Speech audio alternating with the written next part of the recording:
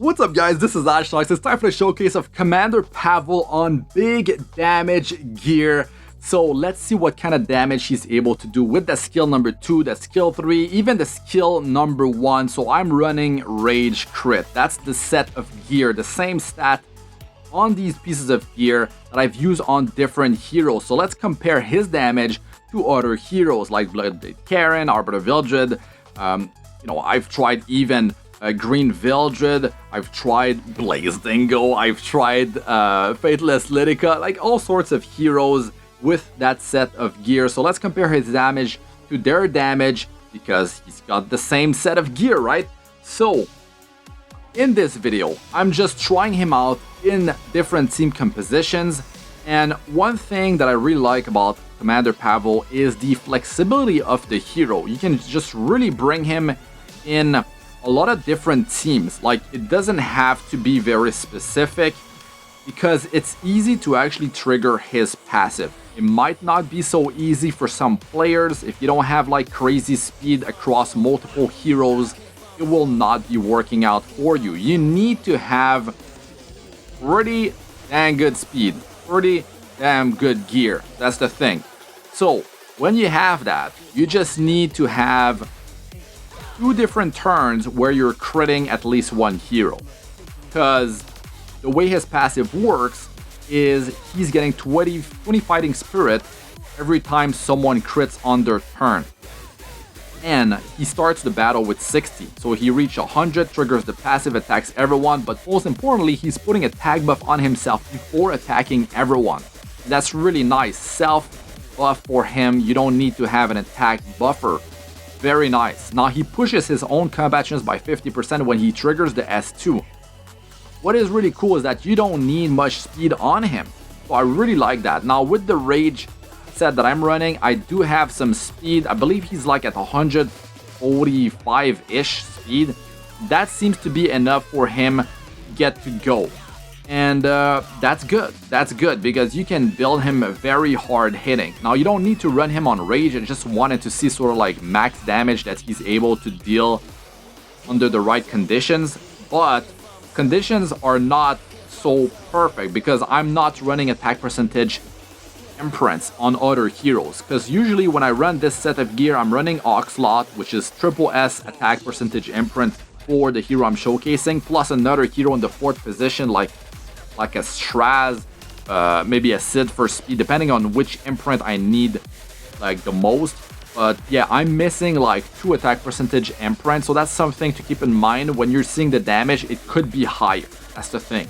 But that goes to show the flexibility of this hero. I can just run him in a lot of different setups, right?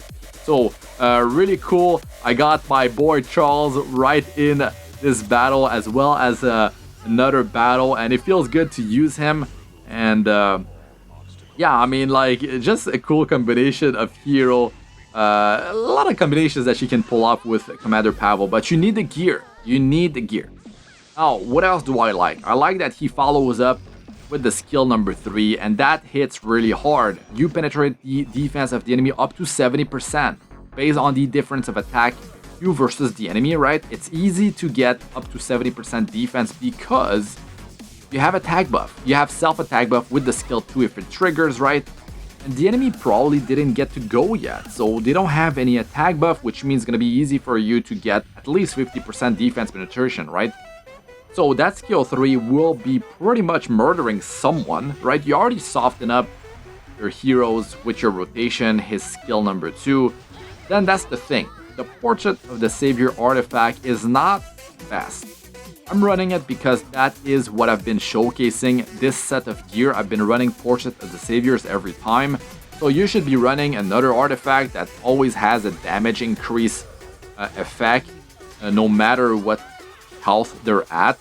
So you could be using the Guild War Unity artifact, or you could be running some other artifact like, wait, what is the, yeah, there's the artifact that gives you more attack the more crits you do when other allies in the team do crits, right? So you could be running that artifact on him. So yeah, you could be running the stealth artifact, right? Like you could be pretty dangerous, stealthed, the enemy has to worry about him. If the AoE, you take 50% less damage from an AoE when you're stealthed. So that could be pretty interesting, and it will definitely have the enemy worried about him.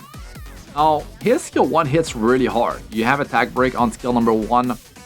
The skill 2, the passive, you have to remember, it doesn't trigger from extra attack, counter attack, and dual attacks, because it just would be too good if it did, right?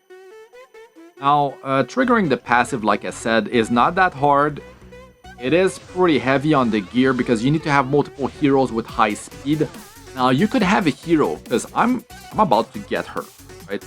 I'm about to get Pyrrha. And man, I always wanted her on account number 1, and that's a hero that is insane because you can actually trigger Commander Pavel just with her. Because if you have a hero that gets an extra turn, and each turn you're able to crit, you're gonna be able to trigger him, and that's pretty insane, especially on a hero that has super high base speed, right?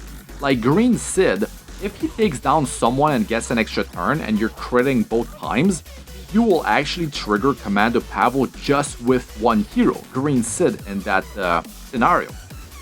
So I really like that. And you don't need to be running these type of heroes, right?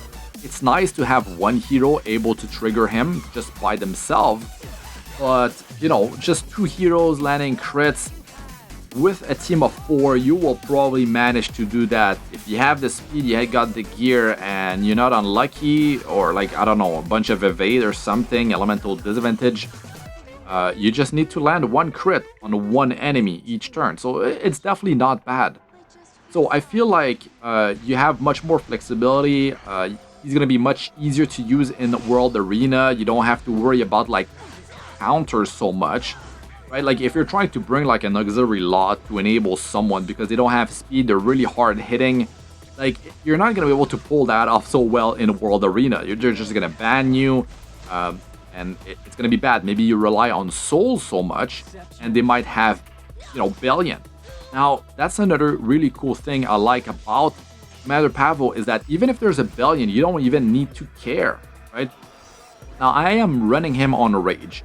Rage means that if the enemy doesn't have a debuff, I'm not getting the damage increase. So of course, sets of gear that would be more reliable, right? Especially like attack set. Attack set is what I was running him on the first showcase, and it lacked speed. I needed more speed on that set of gear so I could actually get him to follow up with the skill number 3 more often, more reliably, right? You could be running other sets. I mean, you could be running Destruction. You could be running Speed on him and kind of like not have to run Speed main stat on your boot if you're going that route, because you're already getting the speed increase from the set. You might have some speed here and there on the sub stat. So you might be able to pull off an attack percentage main stat boot, right? So on the Rage set I'm running, I don't even have speed main stat boots too, so it's pretty crazy. I have some pretty crazy stats, but you need to have a debuff on the enemy, so definitely not the easiest of things, especially in like a non-control environment like World Arena, right? But in Arena or Guild War, it's much more easy to pull stuff like this off. So let us know what you guys think about Commander Pavel in the comment section. How was your success using him? Let us know. That's it for this one. I'm Ashnaj. Good luck with all ya do. Peace out for now.